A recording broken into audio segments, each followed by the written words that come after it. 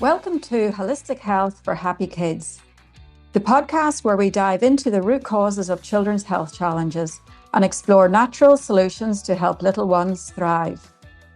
I'm Lisa, a passionate pediatric naturopath and mum of 3, dedicated to empowering parents with practical tips and expert insights to raise healthy, happy kids. Each episode will unpack common childhood health concerns like allergies, eczema, fussy eating, and gut health, and share evidence-based advice to support your child's wellness naturally. Let's create a generation of thriving children, one holistic step at a time. Thank you for joining me on this journey.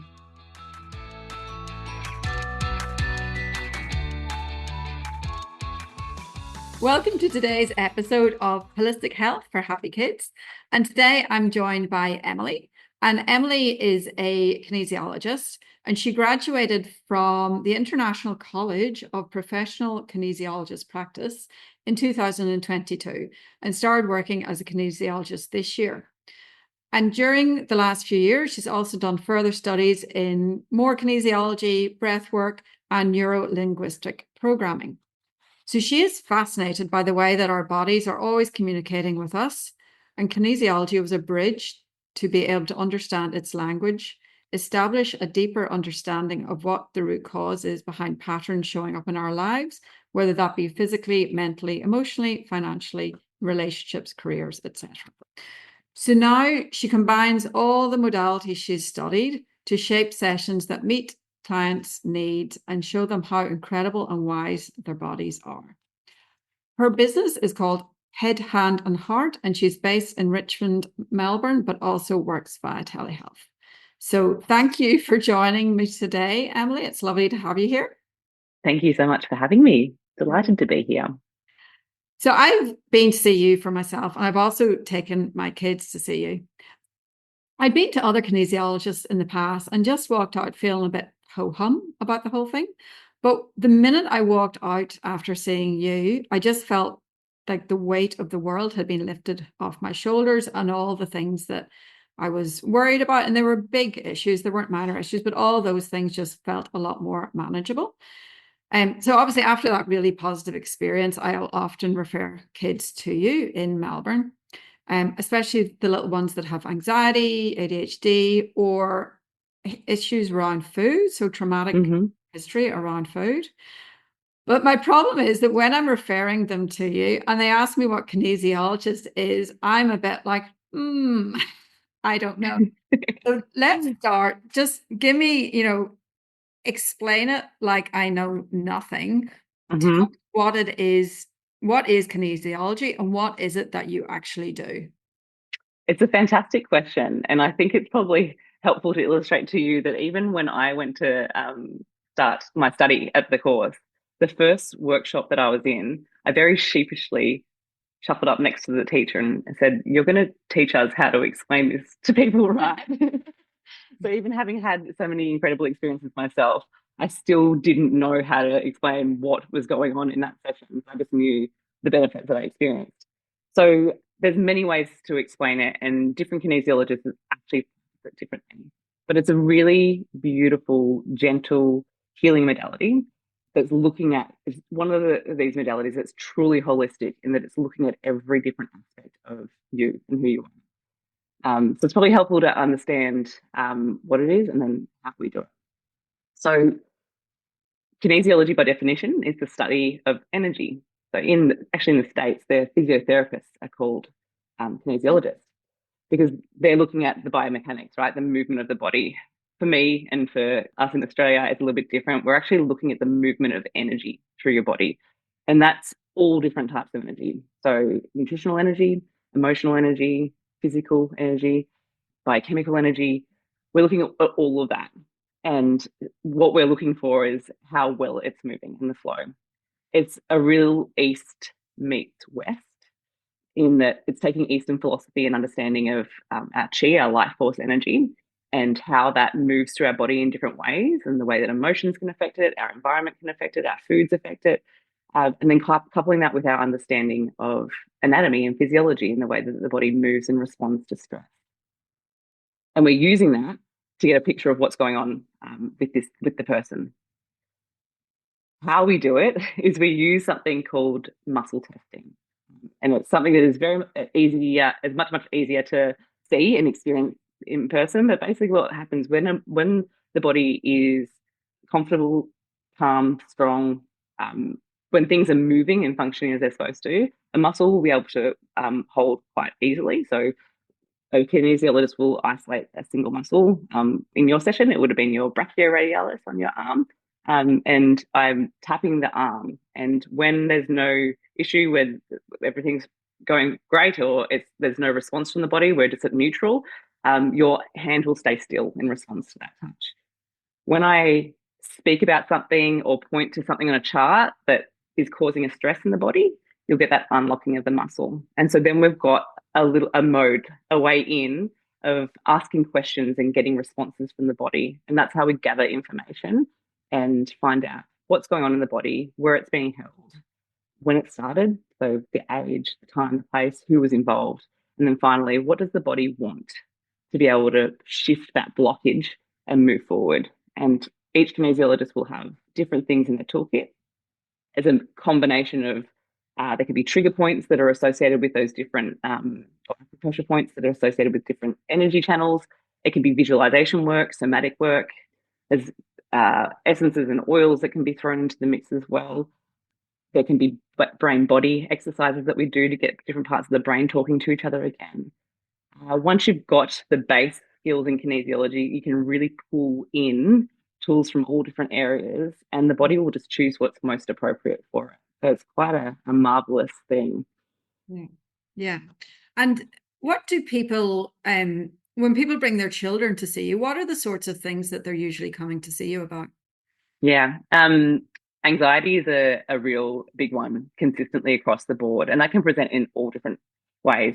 School refusal, difficulty sleeping, night terrors I've had quite a few. Those, yeah, fussy eating, separation anxiety from parents. There's the whole gamut. Sometimes it can be physical things, so skin conditions that just won't clear up, difficulty with coordination or restlessness with learning at school. There's, you name it, we can we can take a look at it. I guess it's really important to say that kinesiologists don't diagnose or treat named conditions. We are balancing your body's energy systems in relation to how you want to be and how you want to feel. So I take the situation that the child or the parent is experiencing, and we talk about what it would look like if that wasn't there. And then we find out what's blocking the body from getting to that point. Yeah. Yeah. Night terrors is a great one. Because we treat night terrors. Obviously, we have different tools in our toolkit. We use flower essences for night terrors. Beautiful. It's 100% success rate. Yeah. It's incredible. It's like hand on heart, like we give flower essence for night terrors and that's it. And it's great that people have come to realize that, a kinesiologist can help with all of these things, like school refusal, anxiety, that there's other things that they can do. I think they get to the point where they've tried so much stuff that there has to be something else. Yeah. So whenever a child comes to you with any of those issues, like how does that actually look in the session? Like what does the child need to do? What do you do? So with any of my kids' kinesiology sessions, it actually starts with a phone call to the parent. Often there's things that, and not always, but sometimes there's stuff that the parent might like to discuss with me or raise without the child being within earshot of it.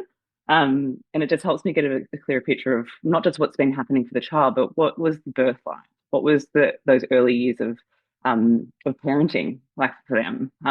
There's so much more research and a lot more information that's coming out about the impacts of stress in those early years. So that's really important information to gather. But once they arrive here, I'm really big on them just getting comfortable in the space.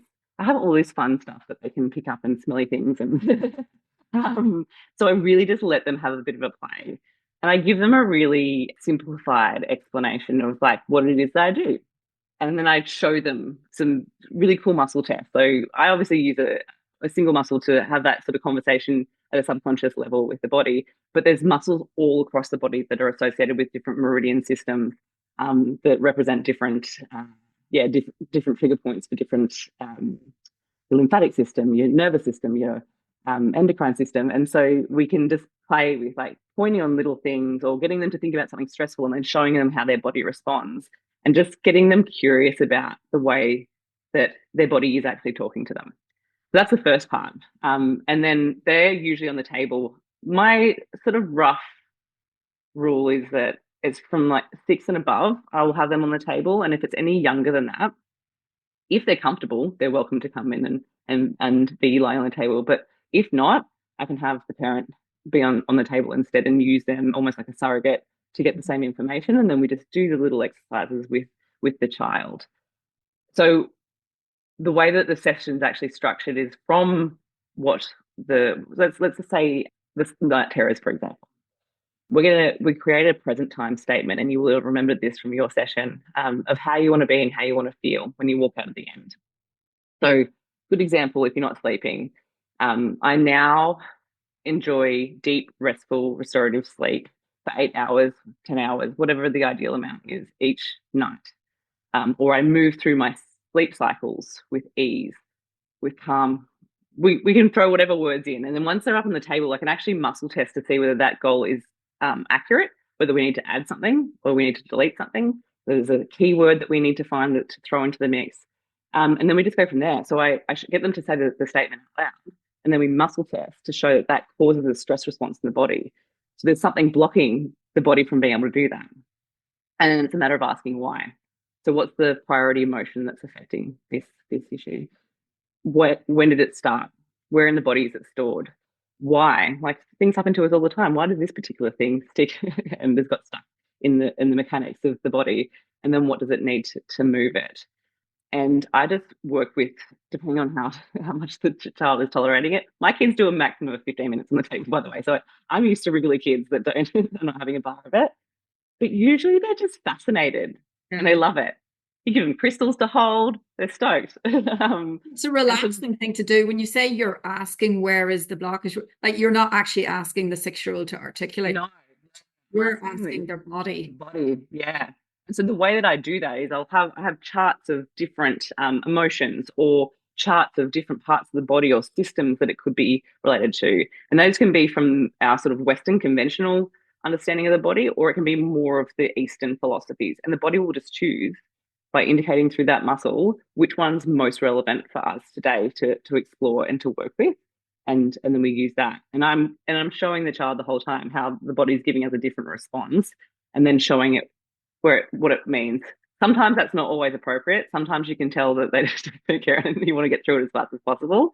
Or an issue comes up that's not necessarily doesn't need to be spoken about in front of the child. Again, I'm just asking the body, does the child need to hear this out loud? Do they need to hear a key word? Do we need to talk about the opposite of that word? So say anxiety comes up. Okay, so we don't want to raise the word anxiety in the brain. We want to get them to focus on a different word. Okay, what's that word? Find it on the chart and then talk to them about that. Get them to think about that word. Get them to feel into where they feel that in their body. Does it have a color? And we can do all sorts of creative things like with that for them to take home and use as an exercise just to help the body keep integrating it. And then so to wrap up the session, we go back and check all of those things that tested and made the muscles unlock. When we've done those corrections, we've rubbed those points, we've done the visualization exercises. Now, when we go back and we test those things, are they holding strong? Is it showing that the energy is now moving in those systems? And so the body can get back to doing what it knows how to do, which is to return to homeostasis. And that's basically how it works. Often I'll send a voice note to the parent if there's anything that's come up that I wasn't able to talk about in the open with the child, just to give them a bit of a summary and understanding of what was happening in the background. Yeah. That's kind of how it works. And so do kids ever just not comply with doing any of that? Sometimes. Yeah. Yeah. So what would be the issues? Like what would be the sort of child who just can't comply with any of that? I've had it's rare to be honest. I've had teenagers that are just usually boys just not having a bar of it. but it's so funny because they'll tolerate it, and I just go gently. And if I say as much or as little as I'm reading the room the whole time, but it's still cool to hear the feedback from the parents that in the following days there's a massive shift in their attitude or their yeah. Yeah, because they're the ones that need it. So sometimes it just takes a few times to they're just resistant, and that's okay. And it is something new, and it's unlike anything that they've probably experienced before. And so it's good to have a healthy level of skepticism, and they're welcome to be exactly show up as exactly as they are. Because that's information for me as well about where they're at. Um, but I've had children that just can't. Though the one that I'm thinking of was quite young anyway, and just wouldn't just didn't want to be on the table. And in this case, this child had seen a lot of health professionals and was probably a little bit traumatized from that, and had an idea of what that entailed, and just didn't want to be there, and that was fine. Gave them a heap of toys to play with in the middle of the room, and then I got mum to jump up on the table. And when we learn kinesiology, there's a protocol for getting permission from the body to take on the child's energy so that we can sort of work with it. But sometimes all I need the mum to do is to think of the child. The connection is so strong that if they're thinking of them and the body knows that we're working for it, I'm just asking the questions about what's happening and getting her body to respond as if it were the child. And I know that that will sound whack. Yeah, so that's what you mean earlier when you said about the parent being the surrogate. That's what you mean, getting the parent. Yes. Yeah. Yeah, absolutely. And I know that for some people that sounds like a really wild idea, and I'm so at ease with it because I've witnessed it over and over again. And I remember when I was training, I did it, and I in practice, and I would think of Tom, my eldest boy, and the stuff that was coming up was just so bang on. But if anyone wants to go on a little bit of deep dive to see the sort of crossover where, because when we're talking about our energy fields, our light bodies, our aura, there's a whole heap of different names for it. I actually attended a lecture last year, which was absolutely fascinating. It was delivered by a kinesiologist called Tanya O'Neill McGowan, and you can look her up. She's got a Patreon page where these lectures are available. She's actually doing a PhD in the human biofield. And so for me, I was nerding out because it was so cool to have somebody that has an academic background that was putting it through the rigor of that research method, pulling together all the literature on it. And one of the things that she points out in this lecture, which I didn't know about previously, is that it was in the 90s. There was undeniable evidence that human living beings had this field that had to be informing our biology because of the amount of intelligence and the way that it was responding to its environment. The stuff that was physically available within the cell wasn't enough to demonstrate what was actually happening in all different aspects of life. So not just humans, but plants across nature. And research in energy medicine, physics was showing more and more that this is a real thing. And so all of these scientists from all these different backgrounds, and then those that were from what we would typically consider alternative modalities, came together and decided on the name the human biofield. So that's the official term. But those people that are from the traditional medicines and they're all talking about the same thing. yeah. And so this is bringing this knowledge together. And so if you ever want to go on a bit of a deep dive and learn about it and understand it from both the scientific perspective as well, check out her page and have a watch of this lecture because it might help you understand. Yeah. Because I think it's so easy for people to just say, well, that doesn't make any sense, therefore that's not true. But Yeah. there are so many things. Like, do I know how chemotherapy works? No. Does it work Mm-hmm. for a lot of people? Yes. Like, just because I don't understand something doesn't mean it's invalid. Like, we just haven't caught up to it. Yeah. And Yeah. like with flower remedies, how on earth do they work? No idea. But Right. work, you have to see it to believe it sometimes. You can't try and rationalize everything. You just have to give it a go. Give it a go. How many sessions would a child need to come to see you for the parent to have a discernible benefit? How long is a piece of string? Yeah. You know what? To be honest, I've been thinking about this. You will see a difference within one session. There's a noticeable shift usually within one session, and it just depends on what they're coming for me. I've managed to, yeah, night terrors pick up in one session. Yeah, it really just depends on what's happening for the child. One of the things that I do check for at the end of each session by asking the body is how long do we need a follow-up session, and how long do we need between them. I would always recommend to have at least two, and to have at least 2 weeks between those, so giving the body enough time to integrate the changes from the first one, and then have a follow-up just to see whether we go back and we recheck the original goal, and then see if there's another goal that we need to work on. So it's really, and again, I gather that information from the body, but it really is up to the parent, about what works for them, and whether they want to come back, and when that's possible. And would Yeah. it, like, we often sort of consider acute things, you can kind of address them pretty quickly. So like a night terror, something kind of acute, Mhm. a more chronic thing, like, long seated anxiety, would that usually take more sessions? Yeah. Yeah, definitely. Yeah, and I think with that, uh, with anxiety, it's about creating safety in their world and in their body, and the more that they can, the more, yeah, if they can see me for a few more times and develop that trusting relationship with me as well. Yeah. I think that's really important, and particularly because part of lasting change that comes off the back of kinesiology sessions is the home integration part, and our lives are busy. Sometimes it's very helpful to be able to dip back in with the practitioner, so that you get that sort of that reboot of the system, and that real refresher, of and updating whatever it is that we need to be doing at home to see that continued change. So Yeah. yeah, most of my kids' kinesiology sessions, I will actually see them quite, consistently, whether that's like once a month over a period of time, and then that time between sessions may grow greater. And then I've also had incidences where the child's been in what I would consider a crisis Yeah. state, and I've seen them quite regularly. So shortening that time between sessions just to have that contact, and yeah. So children obviously absorb the emotional energy from their environments, from their parents. What does that look like in a child? Like, how does that present, and how can you help with that?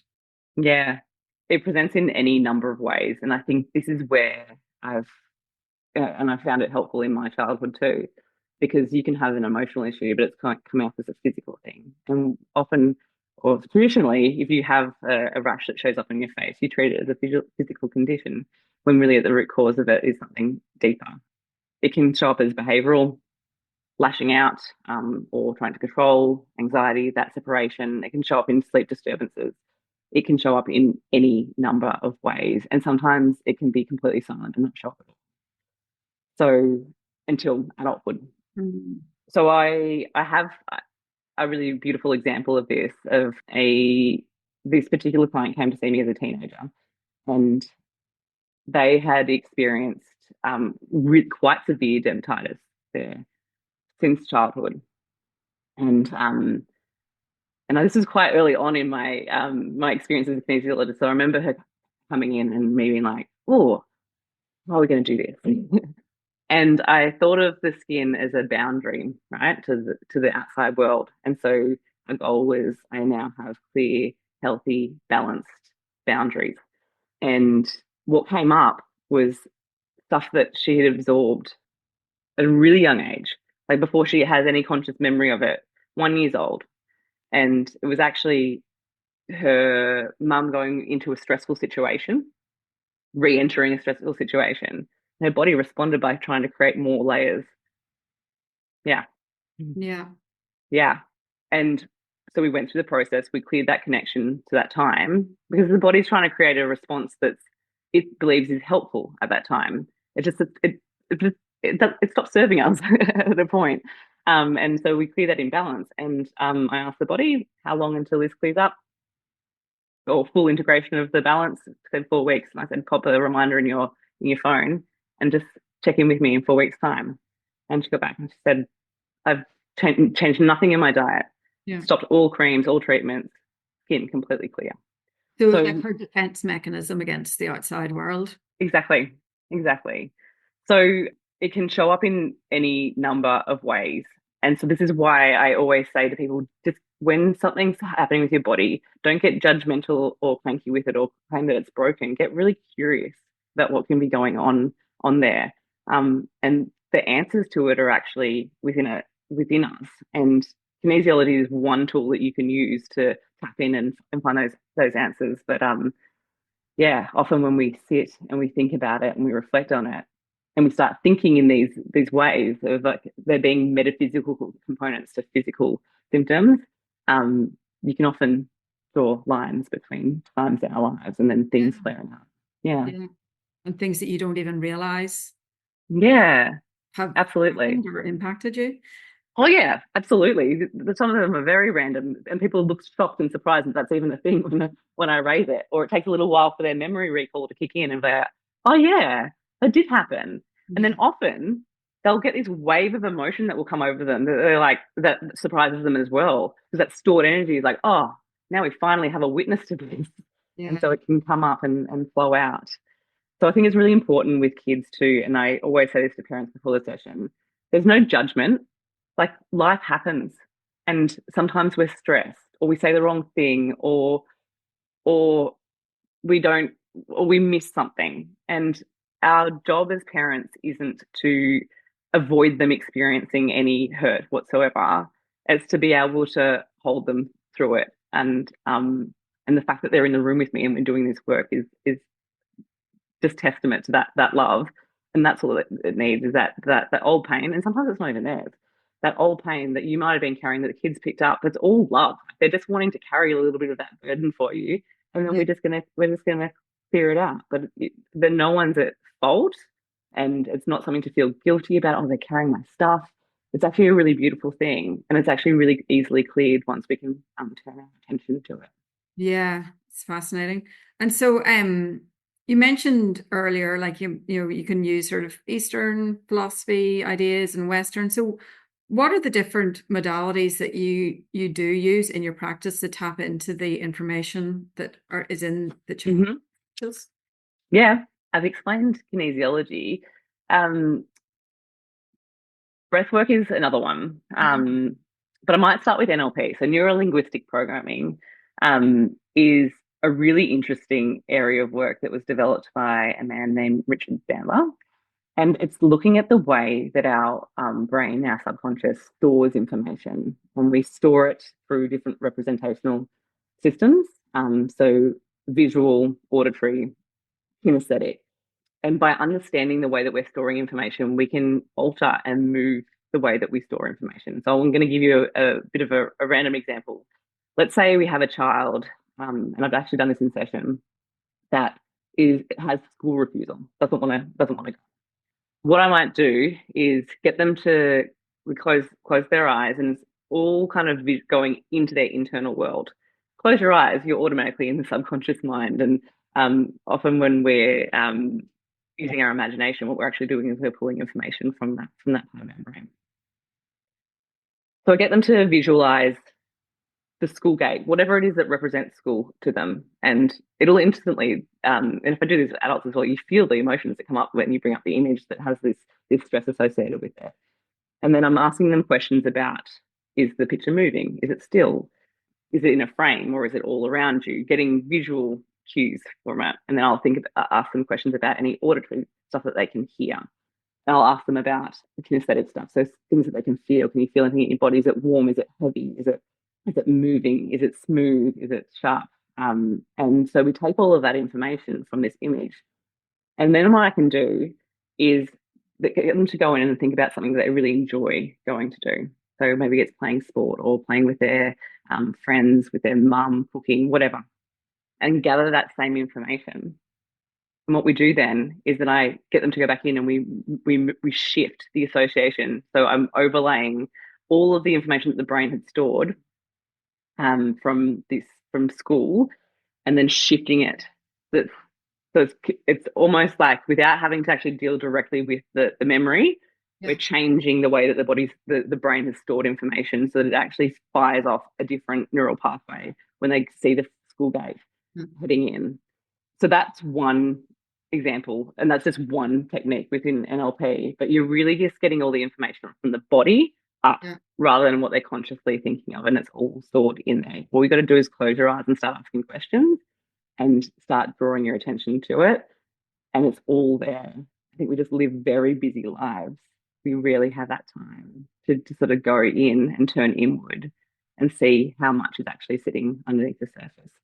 So that certainly sounds like something that would lend itself to telehealth. Yeah, absolutely. More Yeah. so, though, I guess kinesiology, like what we're talking about with the muscle testing, can you do that via telehealth? You Yeah, do absolutely. yeah. It's a different experience. And so I often explain to my clients that, that's how I get my kinesiology sessions. So growing up in Albury, Mm. on the border of New South Wales and Victoria, my kinesiologist is based up there. And it's actually where I studied as well. So I still preference my original, both my teacher and my original kinesiologist. And so I just, like, sometimes I'll just be talking to her and she's like, I'm FaceTiming you now. We're going to sort this out. And it's obviously a different experience. Like, Yeah. it's lovely lying on the table and doing all the things, and especially for kids for their first time, because they can get them comfortable in the space. It's nice to have that point of connection. But we can absolutely do it online. And what I do, the same way if I was using the mum to be the surrogate, I muscle test on myself while I'm thinking about the child to gather the information. And then we will do the exercises together. So whether it's rubbing points on the body, getting them to visualize anything. Like, we can do most, I would say, yeah, 90% of what I've got in my toolkit is transferable to the online environment. Mm. And then what Mm. about breath work? Like, how does that work with kids? I find that Yeah. difficult as an adult, so maybe that's okay. So with breathwork, I think it's probably really important to point out that breathwork is anything where we are consciously controlling our breath. I Mhm. think what a lot of people are seeing out in the world now is the conscious connective styles, where you're seeing those big emotional cathartic releases, which is something that I do as well, more so with adults. For kids, what I'm really focused on, we can use it to sort of get them to relax and regulate their nervous system and go into their internal world, absolutely. But what's really important is that they're actually breathing functionally. So I will often explain to clients that your breath is the one part of your autonomic nervous system that you can actually consciously control. It's your bridge in.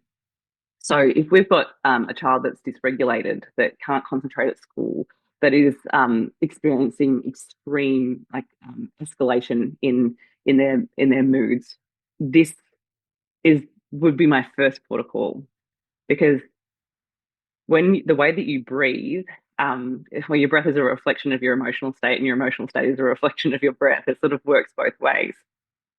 We're born with this beautiful, deep, gentle, diaphragmic breathing pattern. And you watch your pets sleep and they're breathing into their belly, or babies. So beautiful.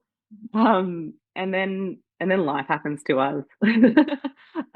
There's environmental stresses. There's the fact that we then go off to school and we're sitting down for 8 hours a day, and then sometimes longer when you factor in the car and TV and that sort of thing.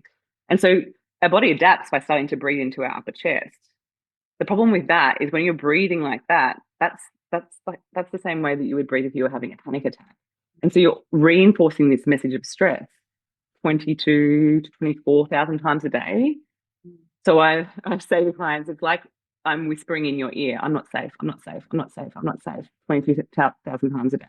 It's only wonder we're super reactive when someone cuts us off in traffic, or we feel like we're being chased by a tiger when we open up our emails in the morning, because that message is just getting drilled in. Or a child doesn't want to go to school and separate from their parents because they're not feeling safe in their own bodies. Yeah. So we go back to the basics. So it's usually getting them to feel where their breath is going. I might do some kinesiology to clear any imbalance in the diaphragm. Sometimes they're holding stress in there or in any of the muscles that are associated with our breathing pattern. Clear that out, and then just getting them to practice deep, beautiful belly breaths, feeling that I'm rib even thinking flare. about as you're talking, I'm like, oh geez, I'm not breathing right. I'm just You really are. So I always used to laugh when I was training in breathwork, and they'd be like, "What? What's that? I breathe every day. I'm fine." I'm like, "Are you? Are you I fine?"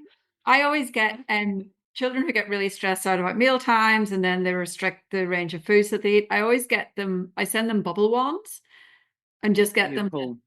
blow bubbles before meals. So I get Yeah. doing breath work with kids, but just to get them out of fight or Wow. flight and into like literally rest and digest so that they can actually Exactly. eat their food.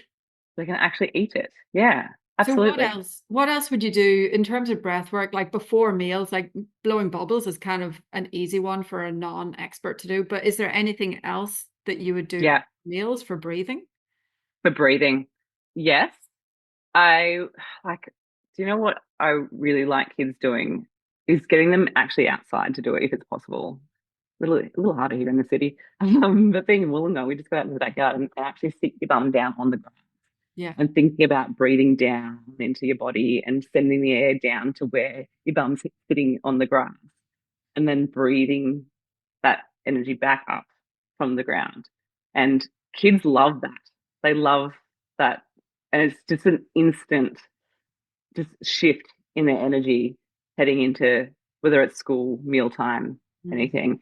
Box breathing is a really great one to do with them as well. And the thing that's really helpful is if the family does it together, like doing it together, because our nervous systems are firing off in response to each other. If you can just do a little bit of box breathing, so breathing in for 4 counts, holding for 4 counts, out for 4 counts, holding Yeah. for 4 counts. So doing that and getting it to be a point of connection as well, and getting everybody on the same page, getting you all regulated together, it's a couple minutes, if that, and it can not only change mealtime, it can actually change your whole day. It's the polar opposite of watching your iPad and then going to dinner time. Mm-hmm. Where you're stressed, you're like your mind's going everywhere, you're stressed, then you sit down at the dinner table, everybody's stressed, you have no appetite because everybody is just so like, compared to let's go and sit on the grass and like breathe deeply for 3 minutes before meals. Like the outcome of that meal time is going to be just miles apart, isn't it? Absolutely. I heard I think it was Dr. Zach Bush talk about this. He said far more important than the where the food came from, the variety of food on your plate, whether it's organic or not, is the quality of the connection between the people that are sitting at that table. Yeah. It will dictate what your body's actually able to take from that meal. Yeah. And I just thought that stuck with me forever, and I think about it often. And yeah, and I see when you're out and about, well, even when you're at restaurants and you see these kids, I get it. As an, I understand it. Absolutely no judgment. I get it. But now that I'm aware of that, and it's all just awareness, right? Yeah. And I'm kind of my eldest is 17. So literally when she was young, there were no iPads, there were no iPhones. So I Mm, started off going out to restaurants with her when she was a baby, and we always brought her coloring in. Like, yes. there was no option. And then so I've just never taken iPads out to meals with any of my kids because that's just not how I started out parenting. Yeah. It's so different now. If you had your first child like 7 or 8 years ago, obviously it was the norm then to bring iPads for dinner. But you're right. You could spend a fortune on the best quality food, but if you can't digest it, Hmm. then it's really quite a waste, isn't it? It really is. Yeah. And so a lot of the kids I see are already seeing psychologists for Hmm. anxiety or like sleep issues or whatever. So what's the difference between going to see a kinesiologist and going to see a psychologist? Uh, the best probably way to explain this is that psychology traditionally is this top-down approach. And I say that I know that things are moving a bit and there's a lot more psychologists that are integrating somatics and things like that into the mix of their practice. But typically in talk therapy, you're understanding sort of intellectually what's going on here and how the mind is processing and the structures and systems that might explain the behavior. And I think it's incredibly helpful and insightful. Where kinesiology differs, or even where breathwork differs, if we're looking at breathwork then as a therapeutic tool where we're clearing stuff from the body, we're kind of getting to the root. We're looking at this sort of feeling, this energy that's sitting in there that is driving this pattern of thinking and behaving. So looking at the imbalance that's happening at a bodily level, and then how that is then influencing the behavior. and it's allowing us to look at multiple facets of, and I guess also exploring the things that can't be, might not even be conceptualized by out the brain. Like the child might not be able to verbalize or understand. Kids don't realize that they're carrying mum's upset from Yeah. 14 years old. So there's no way that they can really come out in a traditional like talk therapy session. So I think it just opens up a different element. I recommend having a team working Yes. with kids, right? Yeah. I don't think there's any one single thing that is the answer. And we don't heal in isolation. Like these, it's like think of it as that sort of community of people that back in, and you find the things that resonate and take those, and then bring in different professionals as is appropriate. That's probably the biggest difference. Is it's a sort of body up approach. Yeah, absolutely. So, as a fussy eating specialist, I see a lot of children with ARFID, so avoidant restrictive food intake disorder. And Mm-hmm.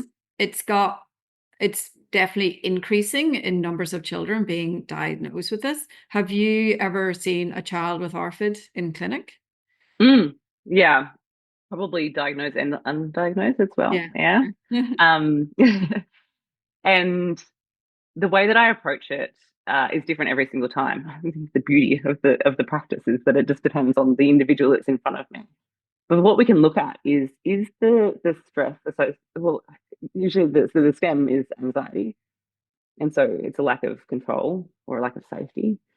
And is that rooted in, is the imbalance being held because there's safety in controlling what I put into my body, and so I'm holding on to that? Is it something different? Like, is it the actual food group itself? Do I have a negative association with that? And is that mine, or is that generational? That there's some sort of stress or block to it? Is it the texture? Is it the color? Is there a time or place where I was in the vicinity of that food, or I was eating that food, and something stressful has happened and my body has anchored that experience to that particular thing? So there's any number of ways that we can look at it and explore what is it exactly that's causing the desire to be really restrictive with it. And the answer will be different every single time. Yeah, well, that's the set. Like I always say, you could see 1,000 like children with restricted eating, and you'll have 1,000 different reasons Mm-hmm. why they got to that point. Yeah. And the other thing I see a lot of is pathological demand avoidance. So, basically it's where the child's nervous system just gets stuck in that fight or flight. So the smallest demand, such as it's time to eat your dinner, can just tip them over the edge. Mm. Obviously, it sounds like kinesiology would be really, really helpful to help calm down the child's nervous system. Do you ever see Yeah. PDA in clinic? Yes, actually, I have, and it's amazing how much of a difference the work can make in that area. And any sort of nervous system regulations tools, but I think what's really been a really, I guess, validating experience for the parent as well is to know that there's like um, to understand what's happening for them on the inside, and that there can be movement in that, because we have, as parents, we're like, we get worried about our kids' behavior and how it's perceived and how they're going to function, and how they're going to learn at school and like all that sort of stuff. And we know how beautiful and good they are on the inside, and we just want to understand what's happening for them to cause this. And so being able to have a tool that allows them to both see those parts of them to be heard and seen, and then a tool to actually help that relief that their nervous system can come back to that place of balance. And again, there's a myriad of ways that we can do that. Looking at the vagus nerve would be one of the first places that I would go, and then also primitive reflexes. I don't know, yeah, for anyone listening, yeah, primitive reflexes are these. They are primitive reflexes that you have in the womb, and they usually, what they do is they inhibit as our brain develops. So we start off with like mostly back brain, so our sort of reptilian animal brain that's very reactive. It's survival, right? Keeping us in survival mode. And these reflexes are designed to keep us safe while we're relatively helpless. And then as our brain develops, they inhibit, and so then we're able to move into our more advanced thinking and processing and reasoning.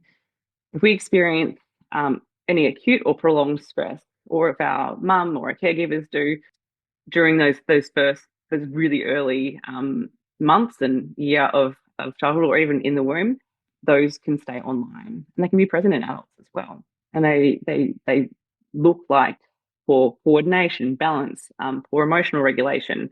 So that's another place that I will look to see if there's any that those are still online, and then there's exercises that we can do to help the body to inhibit those and be a massive difference. I think with PDA, I wish that more people understood it or just knew about it, like pediatricians, etc. Because I think it's not, it's the sort of thing, if you can understand that your child is behaving like this because they've got a nervous system disorder, and then you can system disorder, you can completely change what's happening in your family. Absolutely. Changing your language, working on the nervous system, all those sorts of things. But it's just not that well recognized in this country compared to even the UK and the US. But well, that's wonderful, Emily. Thank you for that. It's so insightful, and it's so good to know that there are other options for children who do have, you know, anxiety, feeding issues, all of these things where they can kind of, you know, be helped without them having to articulate what the issue is. Because of course, you know, adults and kids are not usually that great at articulating what the issue is.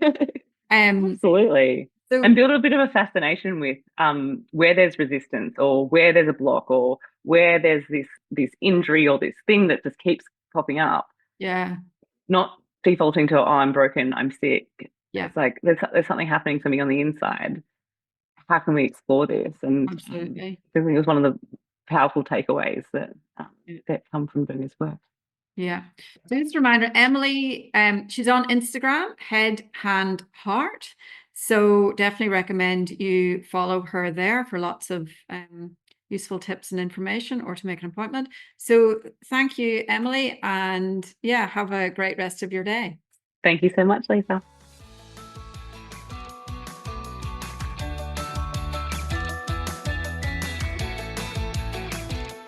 Thanks for tuning in to Holistic Health for Happy Kids. I hope you found today's episode helpful and inspiring on your journey to raise thriving, healthy little ones.